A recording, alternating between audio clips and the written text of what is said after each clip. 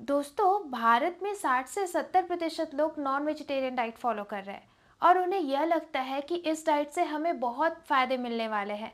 सारे nutritional requirement पूरी होने वाली है, जिससे हमें बहुत ज़्यादा प्रोटीन मिलती है और वह केवल धर्म के नाम से नॉन वेजिटेरियन डाइट छोड़ नहीं सकते। अगर आप भी उनमें से एक है तो यह वीडियो आपके लिए ही है। नमस्कार, मैं डॉक्टर योगिता। आज मैं आपको नॉन वेजिटेरियन डाइट और वेजिटेरियन डाइट के बीच का जो अंतर है कि हमें कौन सी डाइट लेनी चाहिए, कौन सी नहीं लेनी चाहिए, साइंटिफिक वे से बताने वाली हूँ। तो इस वीडियो को पूरा देखें और ज़रूर देखें। तो पहला फैक्ट हम देखते हैं कि ह्यूमन बॉडी का जो इंटेस्टाइन होता है वह 20 से 21 फीट होता है, यानी कि 10 से 12 गुना उसके साइज से बड़ा होता है।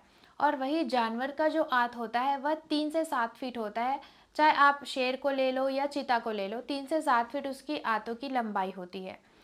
तो सोचिए, अगर हमारा आंत इतना बड़ा है तो अगर हम नॉन वेजिटेरियन फूड लेते हैं तो उसे पचने में कितना समय लगेगा, उसे हमारे लार्ज इंटेस्टाइन आते तक ही कितना टाइम लगेगा और तब तक खाना हमारा सड़ जाएगा। और यही सड़ा हुआ भोजन हमारे शरीर में तामसिक प्रवृत्ति और गंदगी को क्रिएट करता है। तो इसीलिए वेजिटेरियन डाइट सबसे अच्छा है और ईजिली डाइजेस्टेबल भी है। यह इसे हमारे शरीर में पचने के लिए ज़्यादा समय भी नहीं लगता। आइए चलते हैं हमारे दूसरे फैक्ट की ओर। नॉनवेज फूड जो है आपके ब्रेन को भी अफेक्ट करता है। अब वह कैसे? जब भी आप नॉन वेजिटेरियन डाइट लेते हैं या बहुत ज़्यादा हैवी मील लेते हैं तो आपके ब्रेन की ओर ब्लड का जो सर्कुलेशन है वह कम हो जाता है, क्योंकि जो ब्लड का सर्कुलेशन है वह डाइजेस्टिव सिस्टम की ओर होता है ताकि वह उसे खाने में पचाने में जल्दी हेल्प हो सके। और ये इस तरह से आपके ब्रेन की तरफ जो ब्लड का फ्लो है वह कम हो जाता है और आपको फिर ड्राउजीनेस लगता है, यानी आपको नींद आने लग जाती है।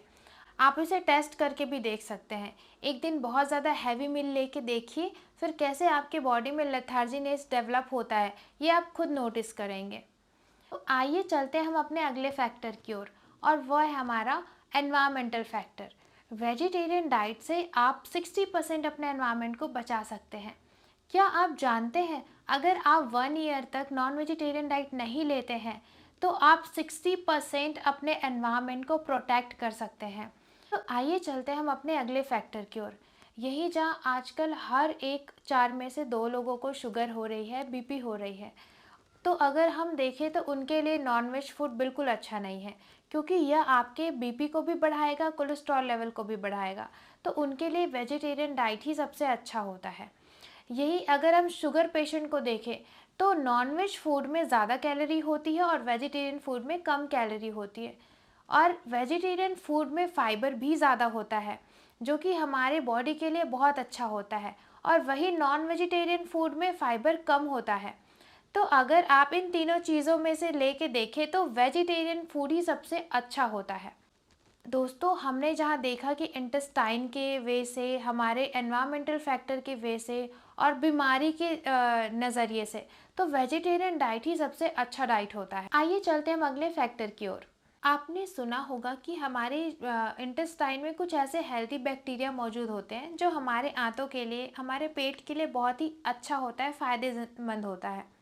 तो अगर आप वेजिटेरियन डाइट लेते हैं तो इस बैक्टीरिया का जो ग्रोथ है वह बढ़ जाता है। और यही अगर आप नॉन वेजिटेरियन डाइट लेते हैं तो यह बैक्टीरिया हमारे आंतों में मर जाती है और कम हो जाती है, और हमें ऊपर से फिर प्रोबायोटिक्स लेने की ज़रूरत पड़ जाती है। इसीलिए आपने नोटिस किया होगा कि अगर आप कंटिन्यूसली 3-4 दिन तक अगर आप नॉनवेज फूड खाते हैं और बॉडी को प्रॉपर एक्सरसाइज नहीं करवाते तो आपको लूज मोशंस भी हो सकते हैं, आपका पेट खराब हो सकता है। इसका रीज़न यही होता है कि अगर आप नॉनवेज फूड लेते हैं तो यह ईजिली डाइजेस्टेबल तो होता ही नहीं है, और साथ ही यह हमारे जो माइक्रोफ्लोरा है उसको भी यह ख़त्म कर देता है। प्रकृति ने हमें सब कुछ दिया है, अगर हम सही तरह से इसे इस्तेमाल करें तो हमें खाने की कमी कभी नहीं होगी।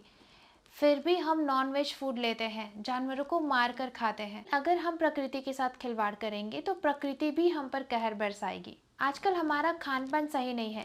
पिछले कुछ दशकों में नॉन-वेज फूड का जो चलन है वह ज़्यादा बढ़ चुका है।